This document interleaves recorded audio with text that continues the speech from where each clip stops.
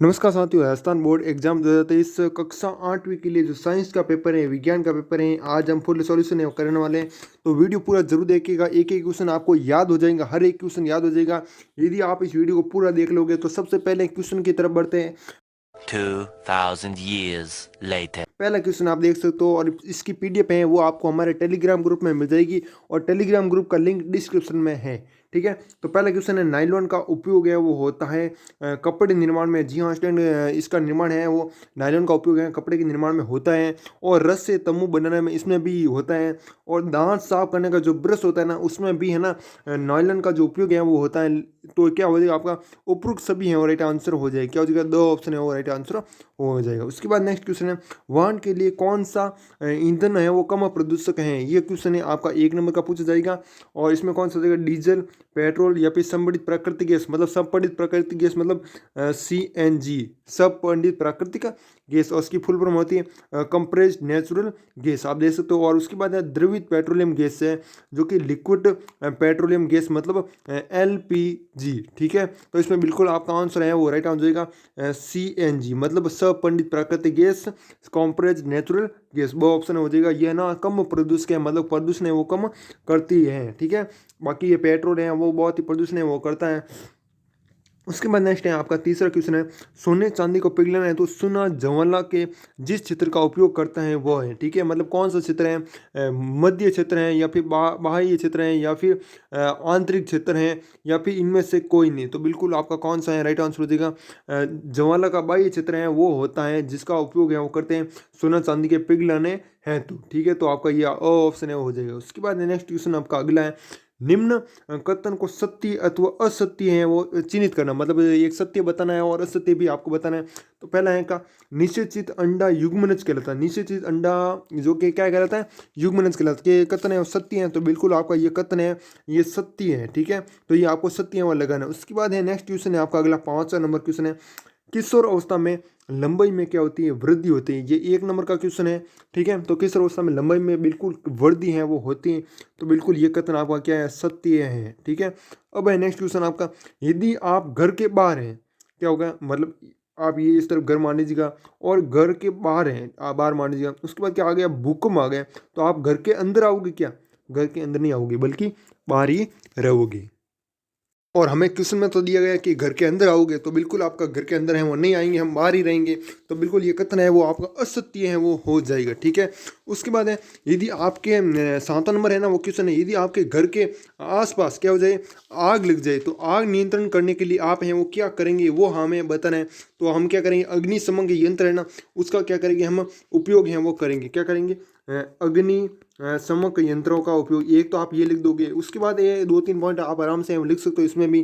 ठीक है, अब नेक्स्ट उसने बाह्य निषेचन का एक उदाहरण देना है। क्या देना है, बाह्य निषेचन का एक उदाहरण है वो देना है। ठीक है, पहली बात तो कहते हैं कि भाई बाह्य निषेचन है वो होता क्या है, वो इसकी परिभाषा है वो लिख देनी एक बार, क्योंकि 2 नंबर का क्वेश्चन है इसमें आप लिख देना। ठीक है, आपको अच्छे नंबर मिलेंगे। उसके बाद है इसमें क्या लिखोगे कि वह निषेचन जो मादा के क्या होता है, मादा के शरीर के बाहर होता है वो क्या कहलाता है, बाह्य निषेचन है वो कहलाता है। सिंपल सी परिभाषा होता है कि वह निषेचन जो मादा के शरीर के क्या होता है, बाहर है वो होता है बाह्य निषेचन कहलाता है। और उसमें उदाहरण लिखना चाहो तो उदाहरण है, आप उदाहरण ही पूछा हमें तो उदाहरण है लिख देना। एक तो आपका मेंढक है वो हो जाएगा, क्या हो जाएगा, मेंढक हो जाएगा। एक आपकी मछली है वो हो जाएगी। ठीक है, इस प्रकार से आप इसमें लिख दोगे। उसके बाद नेक्स्ट है 9 नंबर की, उसने पुरुष, पुरुष नहीं है। ठीक है, यहाँ पर गलत लिखा हुआ है, पुरुष हो जाएगा। क्या हो जाएगा, पुरुष। ठीक है, तो पुरुष हार्मोन का नाम है वो लिखना है। ठीक है, एक हार्मोन का नाम है वो बताना है। ठीक है, तो कौन सा होता है, टेस्टोस्टेरोन। ठीक है, टेस्टोस्टेरोन ये पुरुषों के अंदर होता है। और महिलाओं की बात करें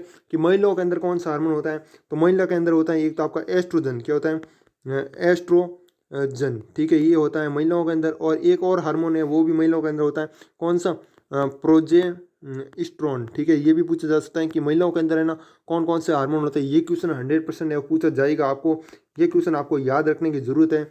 और एस्ट्रोजन और प्रोजेस्टेरोन, ठीक है, ये आपको याद रखना। उसके बाद नेक्स्ट है अगला 10 नंबर क्वेश्चन है, कौन सा है, दो बादलों के चित्र बनाकर उनमें आवेशों को दर्शाए। क्या बनाना हमें, दो तो बादलों के चित्र बनाना है, क्या बनाना है, दो बादलों के चित्र बनाना है और उनमें आवेश, आवेश होता है ना प्लस, ठीक है, प्लस माइनस ये आवेश होता है ना, तो इनका आना चित्र में दर्शाना है। उसके बाद नेक्स्ट है अगला, सौर परिवार का सबसे बड़ा ग्रह कौन सा है, बृहस्पति। कौन से ग्रह है, बृहस्पति, ठीक है।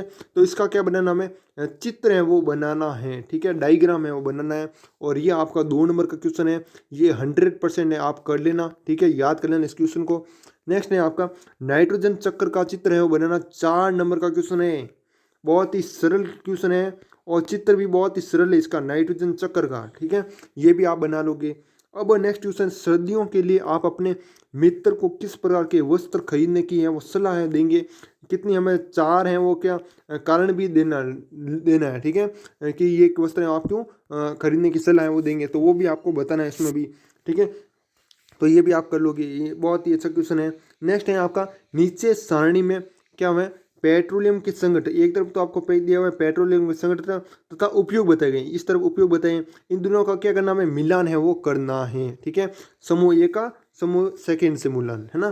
तो पहला है कि द्रवित पेट्रोलियम गैस, ठीक है, तो इसका उपयोग है वो कहाँ पर है, वो होता है, तो इसमें कहाँ हो जाएगा, घरों एवं उद्योग व ईंधन के रूप में इसका उपयोग यहाँ होता है, ठीक है। तो बिल्कुल आपका पहले का क्या हो जाएगा, सी हो जाएगा। उसके बाद सेकंड है आपका डीजल, डीजल का उपयोग है वो कहाँ पर होता है, भारी मोटर वाहन व विद्युत जनित्रों के लिए ईंधन के रूप में होता है डीजल का, ठीक है। उसके बाद है पैराफिन मोम, ठीक है, जो तीसरा है ना वो, ठीक है, पैराफिन मोम, इसमें क्या हो जाएगा आपका मरहम है, मोमबत्ती है, वेस्टनी निर्माण में इसका उपयोग है वो किया जाता है। उसके बाद बाकी बचा बिटुमेन, बिटुमेन पेंट्स एवं सर्कल के निर्माण में इसका उपयोग है वो होता है। बहुत ही अच्छा क्वेश्चन है, 4 नंबर का क्वेश्चन है, हर कोई कर लेगा स्टूडेंट, ठीक है, बहुत ही अच्छे तरीके से समझा रहा हूँ। अब है नेक्स्ट है आपका, नीचे दिए गए वाक्यों की सत्यता की जांच कर सत्य व असत्य पर सही राइट का गलत है वो निशान लगाना, ठीक है। अब है वनोन्मूलन से वर्षा दर प्रभावित नहीं होती है। मान लीजिएगा एक स्थान है, आप अपना गांव ही मान लीजिएगा, वहाँ पर वन है ना कम है, तो क्या होगी, वर्षा भी है वो कम होगी। यदि वहाँ पर वन है वो ज़्यादा होंगे तो वर्षा भी क्या होगी, ज़्यादा होगी। और हमें क्या कह रहा है कि वनोन्मूलन से वर्षा दर प्रभावित नहीं होती है, तो होती है, जी हाँ स्टूडेंट, होती है। और यहाँ पर दिया हुआ है नहीं, तो बिल्कुल ये असत्य हो जाएगी, क्या हो जाएगा, ये कथन है वो असत्य है। नेक्स्ट है आपका, वन्य प्राणी अभ्यारण्य वह क्षेत्र है जहाँ पर जंतु सुरक्षित व संरक्षित रहते हैं, क्या ये कथन सत्य है, तो बिल्कुल ये कथन है सत्य है, वहाँ पर क्या रहते हैं, संरक्षित हैं वो रहते हैं जो भी वन्य प्राणी है ना। अब भाई नेक्स्ट है आपका, संकटापन जंतु वे जंतु जिनकी संख्या एक निर्धारित स्तर से कम होती जा रही है, मतलब कोई संख्या है, मान लीजिए 100 है ना, कोई मान लीजिएगा जैसे बकरी है, ठीक है, तो बकरी 100 में से क्या हो रही है, वो कम हो रही है, उनको क्या कहते हैं, संकटापन जंतु हैं वो कहते हैं, ठीक है। तो ये कथन है कम होती जा रही है, तो क्या ये कथन सत्य है, तो बिल्कुल ये सत्य है, ठीक है। तो ये आपका इस प्रकार कर सकते हो। उसके बाद नेक्स्ट है द है, धीरे धीरे उपजाऊ भूमि मरुस्थल में बदल जाती है, उससे मरुस्थलीकरण कहते हैं। जो क्या होती है, कोई भूमि है वो क्या होती है, जो पहले होती क्या थी, उपजाऊ थी, ठीक है, उपजाऊ भूमि क्या होती है, मरुस्थल भूमि में बदल जाती है, मतलब बंजर है वो हो जाती है, ठीक है। और उसको क्या कहते हैं, मरुस्थलीकरण कहते हैं। कहते क्या ये कथन का सत्य है, बिल्कुल ये कथन सत्य है, ठीक है। अब नेक्स्ट क्वेश्चन है, ये आपका कुल नंबर 4 नंबर का क्वेश्चन है वो रहने वाला है। और संकटापन जंतु है ना, बकरी है वो नहीं होगा है ना, मैं से उदाहरण के तौर पर बताई हूँ आपके। नेक्स्ट है आपका पादप कोशिका व जंतु कोशिका का नामांकित चित्र है वो बताइए, ठीक है। तो एक तो आपको पादप कोशिका का चित्र भी बनाना है, एक जंतु कोशिका, ठीक है। यदि आप पादप कोशिका बनाओगे सिर्फ तो आपको 2 नंबर मिल जाएंगे, और यदि आप सिर्फ आपको पादप कोशिका का चित्र नहीं आता है, सिर्फ जंतु कोशिका का ही आता है, तो आपको 2 नंबर मिल जाएंगे, है ना। यदि आप दोनों को बना लोगे तो आपको कुल मिलाकर 4 नंबर है वो मिल जाएंगे, ठीक है। तो बहुत ही अच्छे। नेक्स्ट है आपका दाब की परिभाषा व सूत्र लिखने, ठीक है। यदि आप सिर्फ है ना परिभाषा ही लिखोगे तो आपको कितने नंबर मिल जाएंगे, 2 नंबर। ओके। और यदि आपको सिर्फ सूत्र ही आता है, ठीक है, सिर्फ क्या आता है, सूत्र ही आता है, तो भी आपको है ना 2 नंबर ही मिलेंगे, ठीक है। दोनों कर लोगे तो आपको कितने मिल जाएंगे, 4 नंबर इसमें मिल जाएंगे, ठीक है। तो परिभाषा की बात करके, परिभाषा है वो क्या रहेगी इस दाब की, ठीक है। तो इसमें लिखोगे कि किसी सतह के एकांक क्षेत्र पर, किसी सतह के एकांक क्षेत्र पर लगने वाले बल को क्या कहते हैं, दाब है वो कहते हैं, ठीक है। और दाब है ना, ये जो दाब है वो क्या है, सदिश राशि है या फिर अदिश राशि, तो बिल्कुल है ना इसमें लिखना होगा आपको, दाब है ना अदिश राशि, क्या है, दाब है एक अदिश राशि है, ये लिखना होगा। और क्या लिखोगे, इसका मात्रक है वो क्या होगा, मात्रक की बात करें, मात्रक, तो मात्रक होता है न्यूटन मीटर स्क्वायर, न्यूटन प्रति मीटर स्क्वायर, है ना, ये लिख दोगे। और जिससे क्या कहते हैं, इसे क्या कहते हैं, पास्कल भी कहते हैं, मतलब मात्रा में लिख दोगे न्यूटन प्रति मीटर स्क्वायर और उसके आगे लिख दोगे इसे पास्कल की कहते हैं, ना। अब नेक्स्ट क्वेश्चन है, बहुत ही अच्छा क्वेश्चन है अगला। यदि आपको चिकने फर्श पर चलना है, यदि चलना हो, दौड़ना हो, तो आपको किस प्रकार के जूते या चप्पल का प्रयोग करना चाहिए, लिखना है आपको, ठीक है। ये लिख दोगे। 4 नंबर का क्वेश्चन है, शोर व संगीत में कितने अंतर लिखने हैं, 2 अंतर हैं वो लिखने हैं। शोर व संगीत में, शोर क्या होता है, यदि आपको कहीं भी शोर है होता है तो आपको अप्रिय लगेगा, मतलब अच्छा है वो नहीं लगेगा, अप्रिय लगेगा। और संगीत है वो बहुत ही प्रिय लगेगा, मतलब सुनने में अच्छा है वो लगेगा, ये आपका है ना। इस प्रकार आप अंतर है वो लिख दोगे, ठीक है। तो ये 4 नंबर का क्वेश्चन है, 2 अंतर लिख देना दोनों में, और 4 नंबर आपको कुल मिलाकर इसमें मिल जाएंगे, है ना। अब है नेक्स्ट क्वेश्चन आपका 20 नंबर क्वेश्चन है, विद्युत लेपन दर्शाता हुआ सरल परिपथ का नामक चित्र बना है। चित्र वाले क्वेश्चन है ना, ज़्यादातर विज्ञान के पेपर में देखने को मिलते हैं, ठीक है। तो आप जितना हो सके चित्र भी हैं वो देख लीजिए एक बार, ठीक है। मानो नेत्र हैं, हृदय हैं, इनका चित्र है, ये दोनों में से एक क्वेश्चन देखने को मिल जाएगा एग्जाम में। नेक्स्ट है आपका, विद्युत लेपन दर्शाता हुआ सरल परिपथ का नामक चित्र बनाना, 4 नंबर का क्वेश्चन है, बना लोगे। नेक्स्ट है आपका 21 नंबर क्वेश्चन है, ये भी 4 नंबर का क्वेश्चन है, कृत्रिम उपग्रह से हमें कई प्रकार की जानकारी प्राप्त होती है, किससे, कृत्रिम उपग्रह से, ठीक है। कोई 2 जानकारी इसके बारे में लिखनी है, किसके बारे में, कृत्रिम उपग्रह के बारे में 2 जानकारियाँ वो लिखनी है, और ये इसमें 4 नंबर आपको इसमें आराम से मिल जाएंगी, ठीक है।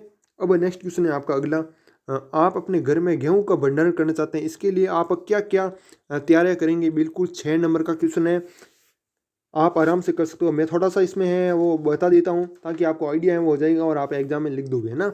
जैसे इसमें लिखोगे कि गेहूं भंडारण के समय गेहूं को क्या करेंगे, अच्छे से धूप में वो सुखा लेना चाहिए, क्या कर लेना, अच्छे से धूप में सुखा लेना चाहिए। फिर क्या करेंगे, सेकंड पॉइंट आप इसमें लिख दोगे कि 1 दिन के लिए आपको है ना गेहूँ छान जो कि छाँव में रखना चाहिए, क्या रखना चाहिए, छाँव में रखना चाहिए। जिससे क्या होगा, इससे गेहूँ की क्या हो जाएगी, गर्मी है वो निकल जाएगी, ठीक है। तो बिल्कुल इसमें इस प्रकार से लिख सकते हो। उसके बाद क्या करेंगे, भंडारण है वो करेंगे, है ना। नेक्स्ट है आपका, अथवा में आप या तो ऊपर वाला करो ये, ठीक है, ये क्वेश्चन करो, या तो आपको ये नहीं आता तो आप ये नीचे वाला कर सकते हो, ठीक है। अथवा है वो दिया होगा आपको एग्जाम में भी इसी तरह अथवा है, ठीक है। तो वहाँ पर आप निचले वाला भी कर सकते हो। जहाँ सिंचित जल की कमी हो वहाँ आप सिंचाई की कौन सी विधि का उपयोग करेंगे, मतलब उस विधि का नाम बताओगे, तो आप विधि का नाम बताओगे सिर्फ, तो आपको ड्रिप तंत्र बताओगे, है ना, क्या बताओगे, ड्रिप तंत्र। और इसका आपको 1 नंबर ही मिलेगा, क्या मिलेगा, विधि का नाम ना बताओगे तो आपको 1 नंबर मिल जाएगा। उसके बारे में समझाओगे, विधि का उपयोग कैसे करेंगे, फव्वारे लगाएंगे, ठीक है। और बूंद बूंद से क्या कर बनेंगे, मतलब बूंद बूंद है वो फव्वारा है वो चलेगा, ठीक है। और इस तरीके से ड्रिप तंत्र है वो इसके बारे में लिख दोगे और इसमें आपको पूरे के पूरे 6 नंबर मिल जाएंगे, ठीक है। तो बहुत ही अच्छे, इसमें बहुत ही अच्छा क्वेश्चन है और ये क्वेश्चन पूछा जा सकता है आपके लिए। नेक्स्ट है आपका अगला क्वेश्चन है, धातु व अधातु गुणों के आधार पर कोई 4 अंतर हैं वो बताना है। कितने अंतर, हमें 4 अंतर बताना है धातु और अधातु में, ठीक है। तो चारों अंतर मैं आपको बता दूंगा, वीडियो में बने रही। और पीडीएफ की बात करें तो पीडीएफ है वो आपको हमारे टेलीग्राम ग्रुप में मिल जाएगी और टेलीग्राम ग्रुप का लिंक डिस्क्रिप्शन में मिल जाएगा, या फिर आप सीधा जाकर सर्च करना माई सक्सेस सेंटर, क्या करोगे, माई सक्सेस सेंटर, ठीक है। ये नाम दिख रहा है आपको, ये हाँ आपको सर्च है वो कर लेना है और आपको पीडीएफ है वो मिल जाएगी, ठीक है। और इसमें लिखोगे धातु, सबसे पहले बात करें धातु की, धातु में पहला पॉइंट है वो लिख दोगे कि धातु क्या होती है, सभी धातु विद्युत एवं क्या होती है, ऊष्मा की क्या होती है, सुचालक हैं वो होती हैं। और अधातु क्या होती है, कुचालक होती हैं, किसको छोड़कर, ग्रेफाइट को छोड़कर सभी जो अधातु हैं वो क्या होती है, कुचालक होती हैं, ठीक है। और उसके बाद सेकंड पॉइंट में आप क्या लिखोगे कि धातुएं अम्लों के साथ क्रिया कर क्या करती हैं, हाइड्रोजन गैस हैं वो निकालती हैं, क्या निकालती हैं, धातुएं अम्लों के साथ क्रिया करके हाइड्रोजन गैस निकालती हैं। और उसके बाद अधातुओं में क्या लिखोगे कि अधातुएं तनु अम्लों के साथ क्रिया है वो नहीं करती हैं, किसके साथ नहीं करती, तनु अम्लों के साथ क्रिया है वो नहीं करती है ना। उसके बाद तीसरा पॉइंट है आप लिख दोगे, ये सभी ठोस होती है, क्या होती हैं, ये सभी क्या होती हैं, धातुएं हैं ना वो ठोस होती हैं, किसको छोड़कर, जो सोडियम होता है ना उसको छोड़कर सभी धातु क्या होती है, ठोस होती हैं। और ये इसमें लिख दोगे अधातु में क्या लिख दोगे वापस कि ये मुलायम होती हैं, क्या होती हैं, अधातु क्या होती है, मुलायम होती है, सिर्फ ग्रेफाइट को, सॉरी हीरा को छोड़कर, किसको छोड़कर, हीरा को छोड़कर, है ना। उसके बाद चौथा पॉइंट आप लिख दोगे, घनत्व बहुत उच्च होता है, किसका, अधातुओं का, सॉरी धातुओं का घनत्व है वो उच्च होता है और इनका जो अधातु है इनका घनत्व क्या होता है, निम्न है वो होता है, ठीक है। बहुत ही अच्छा है, इसका इंस्टॉल ले लेना जिनको नहीं पता, ठीक है। अब है नेक्स्ट क्वेश्चन है आपका, अगला क्वेश्चन है नीचे सारणी के कॉलम फर्स्ट या तो आप ये ऊपर वाला करो, इसमें भी आपको 6 नंबर मिलेंगे, ठीक है, या फिर आपको ये धातु और अधातु में अंतर नहीं आता है, नीचे देख सकते तो अथवा लिखा हुआ है, ठीक है, अथवा लिखा हुआ है तो ये नीचे वाला कर देना है ना।